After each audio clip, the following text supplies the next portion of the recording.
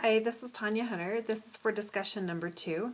The first thing I want to discuss is making content more meaningful for students.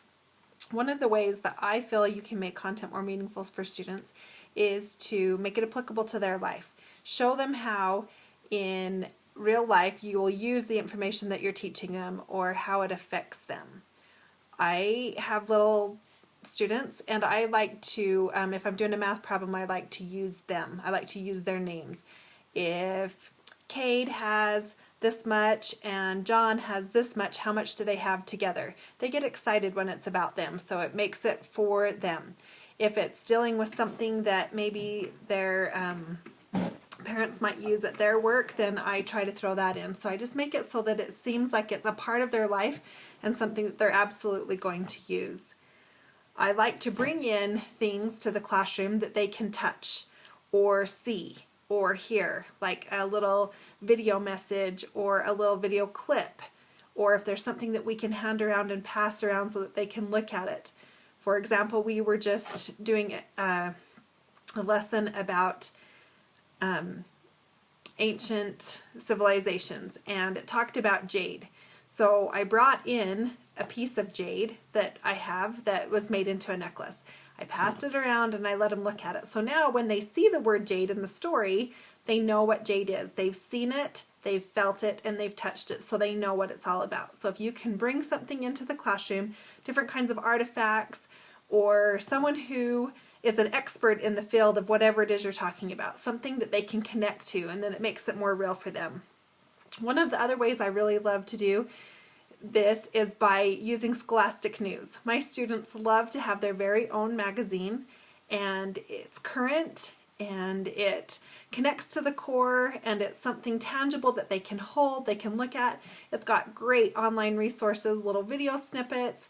There's fun games to play that talk about the information that's inside the article and also brings in other things. For example, we just did one on Martin Luther King, and we got to watch a video of his speech, just a little portion of it, and they also got to do a little game at the end, and it had part of his speech, some information about Dr. King, and it also had them editing, which is something that we're working on. So we were editing and looking for the mistakes. So we were doing integrating different subjects together, and they loved it, and they love to be able to highlight that and take it home and it's theirs and they own it.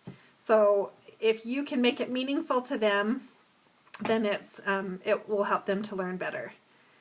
Follow up on questions. If they have questions and it takes you off a little bit of the subject of what you're doing or isn't something that you were planning on, and you may not have the answer, make sure you follow up and give them the answer to their question, and then they'll know that what they're asking is important.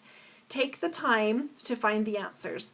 If my kids don't know what something means, it's more meaningful if I grab the dictionary and we look it up together than if I just tell them the definition all the time. Show them where they can find the answers that they're looking for. Show them how to find the answers for themselves. That helps them. Whether it's looking it up in the dictionary or doing a search on the internet or asking an expert, show them that it's important to find the information. Making learning experiences meaningful and applicable to students, I like to use songs and activities and motions and acting things out.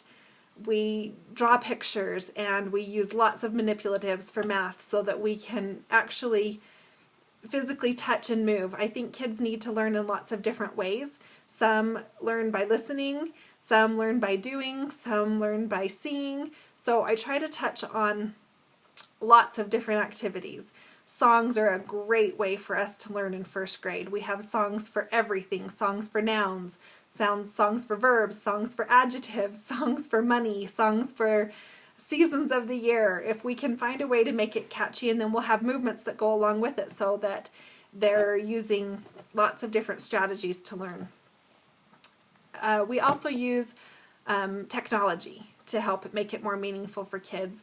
We're using a program this year called Raz Kids, and the kids get to read stories using whatever technological device they have at home, and at school we do it on the computer or on the mini iPad.